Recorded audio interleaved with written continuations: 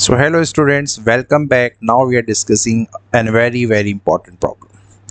ये बहुत important problem है लीनियर इनइक्वालिटीज़ का। इसको स्टूडेंट्स नॉर्मली समझ भी नहीं पाते हैं। तो यहाँ पे आपको करना क्या होगा, बस आप बहुत कंसंट्रेशन से देखिए और जो जो स्टेप्स यहाँ इन्वॉल्व हो रहे हैं उन पे फोकस कीजिए। तो जब भी कभी भी लीनियर इनइक्वालिटी में मॉड्यूलस बेस्ड कोई क्वेश्चन आएगा, ये जो मॉड अगर यहाँ पे लगा हुआ है तो रूल बड़ा सिंपल है। आपके राइट हैंड साइड में हमेशा आपको सिर्फ ज़ीरो को रखना है ना। और अगर राइट हैंड साइड में सिर्फ ज़ीरो को रखना है तो इस वन को आपको यहाँ स्विच करना पड़ेगा। तो ये हो जाएगा आपका मॉड के अंदर x+3 प्लस का x यहाँ ऑलरेडी है और यहाँ पे हो जाएगा ये -1 और इसके डिवीज़न में ये x+2 ही चल रहा है। ठीक है, अब जब यहाँ पे आपने इस वन को यहाँ स्विच किया तो यहाँ पे ज़ीरो ही रहेगा। और अब आपने जब यहाँ पे एलसीएम लिया तो एलसीएम इसका x+2 ही आने जा रहा है और इस x+2 का इंटू जब आप 1 से करवाएंगे तो आपके पास बचेगा x+3, ये मॉड के अंदर अभी भी है, ये प्लस का x है और -1 है ना। तो -1 का इंटू जब x+2 से होगा तो यहाँ x+2 ही बचने जा रहा है। x से ये x कैंसिल हो जाएगा और ये माइनस जब 2 के पास आएगा तो माइनस का 2 हो जाएगा। तो कुल मिला के जब आप देखेंगे अभी इसके कैलकुलेशन में फर्दर, सो ये आपका यहाँ 0 है और एट लास्ट आपको यहाँ पे क्या मिला, मॉड के अंदर x+3, this is your minus का 2 और यहाँ पे आपके पास बचा x+2 जो कि 0 से बड़ा है। ठीक है, तो ये आपके पास आई है बिल्कुल पहली चीज जिस पे आपको फोकस करना है। अब यहाँ पे क्या है, आपको पता है कोई भी मॉड जो होता है उसके दो आंसर्स होते हैं। एक बार x आपका पॉजिटिव होता है और एक आपका नेगेटिव होता है। जब x की वैल्यू आप 0 से बड़ी या 0 के बराबर रखते हैं तो प्लस का x आता है और वहीं जब आप x की वैल्यू को 0 से छोटा रखते हैं तो नेगेटिव आता है।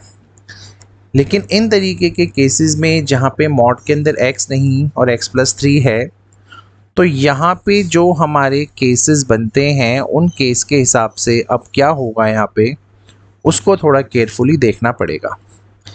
तो क्लियरली अगर मैं यहाँ x की वैल्यू को, क्योंकि देखो क्या होता है, ये जो ब्रैकेट में है ये जो x+3 है आपका, आपको क्या करना पड़ेगा, इसको 0 के इक्वल रखना पड़ेगा और यहाँ से x की वैल्यू -3 आएगी। तो आप -3 के लिए ही यहाँ पे केसेस बनाएंगे। तो जब आपका x का वैल्यू -3 से बड़ा या उसके बराबर आएगा तो आपका जो ये मॉड के अंदर x+3 है ना बेटा, जैसे यहाँ पे ये था, तो ये आपको एक प्लस का आंसर देगा। यहाँ पे 0 इसलिए था क्योंकि x का वैल्यू हमने 0 के इक्वल रखा था। तो अगर ये प्लस का आंसर देगा तो ये जो x+3 है ये आपका प्लस हो जाएगा। ठीक है, और यहाँ पे माइनस का 2 एज इट इज़ है और ये आपका x+2 ऐसे ही रहेगा और ये ग्रेटर देन 0 हो जाएगा। अब 3 में से 2 को माइनस किया तो ये बना आपका x+1, ये आपका बना x+2 which is greater than 0। So this is the first step that you have to remember in तरीके के क्वेश्चंस में। तो एक इक्वेशन आया मेरे पास अभी फ़िलहाल ये, और दूसरी इक्वेशन के लिए अब हम चलते हैं दूसरी स्लाइड में। तो अब हम देखेंगे यहाँ पे आपका केस नंबर 2, जब मेरा x जो होगा वो लेस देन -3 होगा, है ना, क्योंकि दो केसेस आएंगे। तो अब केस नंबर 2 में अभी तो आपने क्या देखा, अभी आपने जब ये -3 से बड़ा या उसके इक्वल है और जब यही वैल्यू आपकी -3 से छोटी हो जाएगी तब आपका ये जो मॉड x होता है वो एक माइनस का आंसर देगा। तो ये हो जाएगा आपका -(x+3). ठीक है, और ये आपने देखा था यहाँ माइनस का 2 साइन था तो ये माइनस का 2 रहेगा और नीचे आपका x+2 ही रहने जा रहा है and this is greater than 0। और एट लास्ट आपको क्या मिला, -x -5 upon x+2 which is greater than 0। अगर मैं यहाँ से माइनस को कॉमन लूँ तो ये बना मेरा x+5 which is greater than 0, this is x+2 नीचे, है ना। आपको पता होना चाहिए जब भी मैं किसी माइनस या किसी नेगेटिव टर्म से मल्टीप्लाई या डिवाइड करवाता हूँ तो ये जो इनइक्वालिटी के साइन है ये साइन हो जाते हैं बेटा रिवर्स, ठीक है। तो अब क्या होगा, अगर मैं यहाँ पे इस माइनस को मुझे रिमूव करना है और इस माइनस को अगर मुझे यहाँ लेके आना है, ठीक है, तो जब मैं इस इक्वेशन को मल्टीप्लाई करवाऊँगा दोनों साइड -1 से, तो यहाँ से माइनस रिमूव हो जाएगा, तो ये हो जाएगा x+5, ये हो जाएगा x+2 और ये आपका जो सिंबल है, ये जो साइन है वो रिवर्स हो जाएगा और ये 0 into minus is nothing but 0। So this is your equation number 2। तो फाइनली हमारे पास दो चीज़ें यहाँ आ चुकी हैं, अब हमें उन्हीं के हिसाब से अपने आंसर्स को देना है। तो अभी आप यहाँ तक कॉपी कर लीजिए। अब चलते हैं इसके फाइनल स्टेप में। Now the rule is very simple.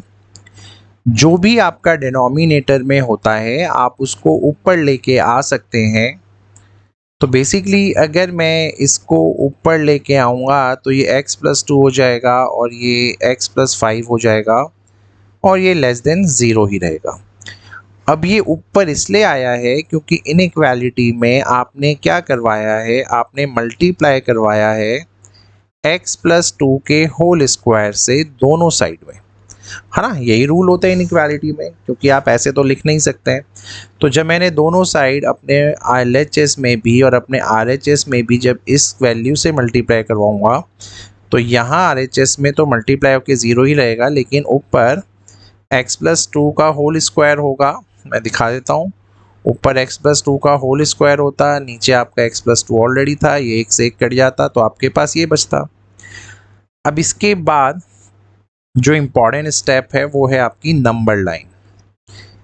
ये आपने यहाँ पे एक नंबर लाइन को ड्रॉ किया, है ना। अगर मैं x+5 को 0 के इक्वल लिखता तो मेरे पास आंसर आता एक -5। अगर मैं x+2 को भी 0 के इक्वल रखता तो मेरे पास एक आंसर आता -2, ठीक है। अब सारा का सारा फोकस आपका क्या है कि आपका आंसर किस इंटरवल में आपको देगा। देखो यार, क्योंकि ये लेस देन 0 है, इसका मतलब ये है कि x+2 और x+5 का मल्टीप्लाई करके एक नेगेटिव आंसर आना चाहिए, है ना।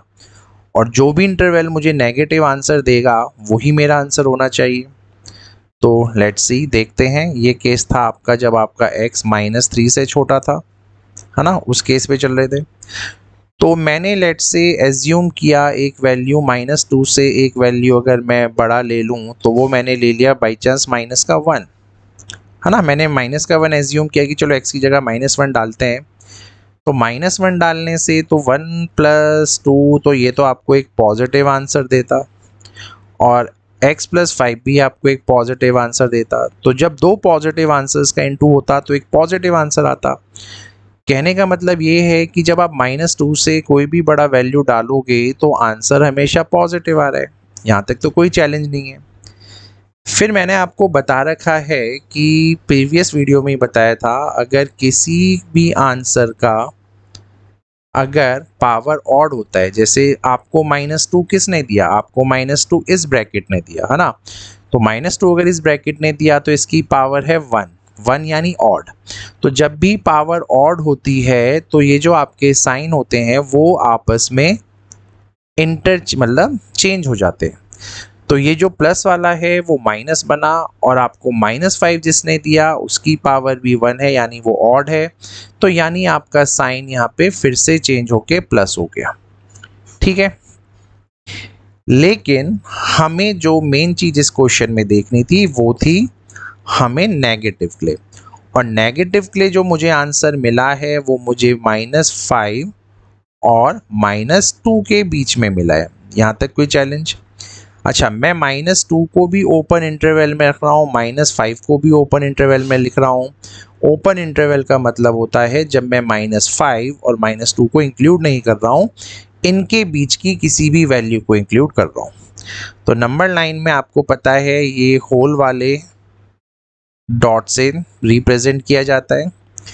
लेकिन हमारा जो क्वेश्चन था, आपने ये आंसर तो दिया नो डाउट, ये ठीक है, लेकिन आपके क्वेश्चन में क्या था, मैंने आपको बोला कि आपका जो x है वो -3 से बड़ा नहीं हो सकता, -3 से बड़ा नहीं हो सकता। गॉट इट भाई, मेरा कंडीशन ध्यान रखना, सबसे इंपॉर्टेंट चीज ये है, मैंने आपसे बोला कि आपका x -3 से बड़ा हो नहीं सकता, लेकिन आपका जो आंसर आया है उसमें आपका जो आंसर है वो -3 से बड़ा हो गया, यानी आपका -2 तक चला गया।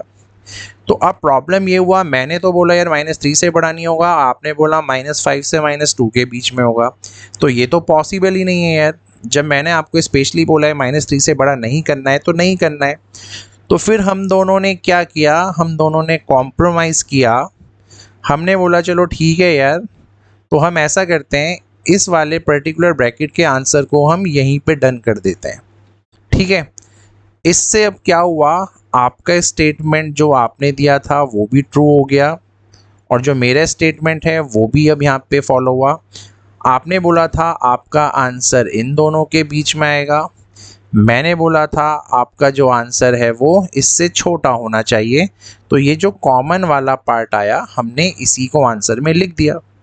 तो ये एक ऐसी चीज़ है, डाइसी चीज़, जो स्टूडेंट्स को समझ में नहीं आती है, क्योंकि उन्हें लगता है हमारा आंसर तो -5 टू -2 जा रहा था, लेकिन all of a sudden solution में -5 से -3 क्यों हुआ। तो उसका रीज़न ये है बेटा, क्योंकि आपके सामने जो इनिशियल कंडीशन थी उसमें स्पेशली बोला गया था कि आप -3 से बड़ा कोई वैल्यू ले ही नहीं सकते। ठीक है, सो होपफुली ये पार्ट समझ में आ गया होगा आपको। अब चलते हैं केस नंबर 1 की तरफ, जो हमने स्टार्टिंग में देखा था। यहाँ जब आप देखोगे तो डिट्टो उसी रूल से यहाँ पे x+2 होगा, यहाँ x+1 होगा, और ये ही ग्रेटर देन 0 होगा।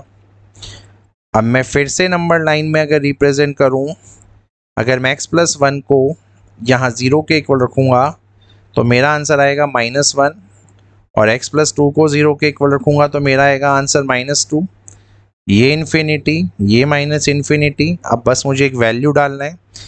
लेट्स से मैंने एज्यूम करा कि चलो यार x को 0 डाल के देखते हैं, -1 से बड़ा 0। अच्छा, इस बार आपको, क्योंकि साइन आपका ग्रेटर का है, तो आपका जो भी यहाँ पे आंसर होगा वो पॉजिटिव वाला आंसर होना चाहिए, क्योंकि greater than 0 is a positive number. तो जब आपने 0 लिया तो 0 + 2 is a positive number, 0 + 1 is also a positive number. तो ये जो पर्टिकुलर इंटरवल मेरे पास आया है ये बन चुका है यहाँ पे पॉजिटिव, फिर ये बन जाएगा नेगेटिव, और ये फिर बन जाएगा पॉजिटिव। और ऐसा क्यों हो रहा है, ये रूल आपको पता है, क्योंकि इन दोनों की जो पावर है वो पावर हमारी है ऑड पावर, है ना।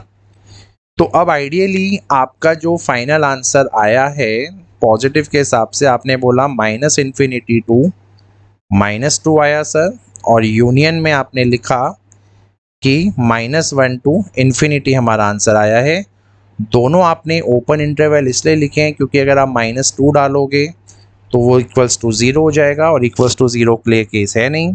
आप -1 डाल लें तो -1 डालने से भी 0 आएगा, और 0 आपको नहीं चाहिए, आपको नंबर ग्रेटर देन 0 चाहिए। ठीक है, चलो जी, अब ये आंसर आया।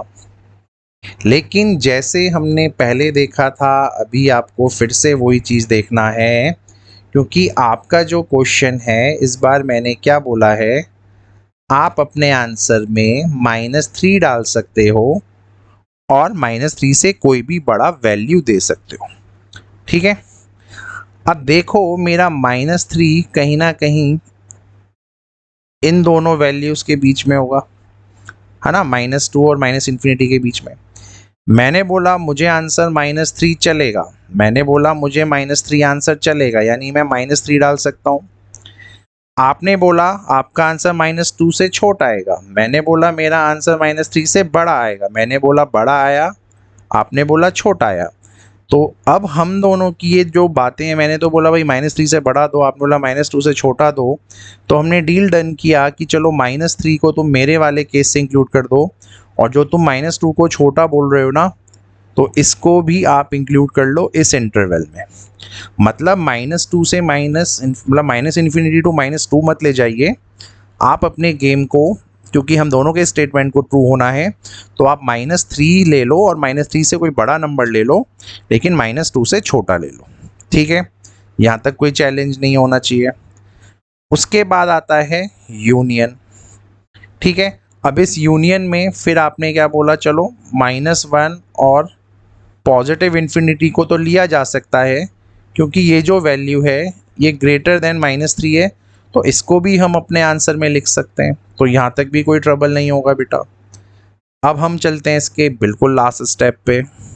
अब हमने नोटिस किया हमारा जो ये दो आंसर्स यहाँ पे आ रहे हैं, तो ये आइडियली हमारे आंसर्स होने चाहिए, लेकिन जब आप फिर से बुक में मैच करोगे, फिर से आपको कोई डिस्क्रिपेंसी दिखेगी, तो उस डिस्क्रिपेंसी को ही दूर करने में यहाँ आया हूँ। तो अब जो मेरा लास्ट स्टेप है, देखो ये गेम हमने सबसे छोटा वैल्यू यहाँ पे है -5। आपने बोला ये -3 तक ही जाना चाहिए, मतलब -3 को आपने इस केस में इंक्लूड नहीं किया। ठीक है, लेकिन -3 आपका इस केस में इंक्लूड हो गया। तो यानी अगर आप नंबर लाइन में देखो तो -3 है, ये -5, -3 और -2 है। पहले इंटरवल में आपने बोला कि सर इन दोनों के बीच का वैल्यू चाहिए। इस इंटरवल में आपने बोला कि -3 को ले लो और आप -2 तक ही जा सकते हो, यानी -2 को नहीं ले सकते। तो क्लियरली इन दोनों इक्वेशंस को सेटिस्फाई करने के लिए एक जगह बोला -5 से -3 तक के बीच के नंबर, एक ने बोला -3 को लो और -2 से पहले तक के नंबर दो।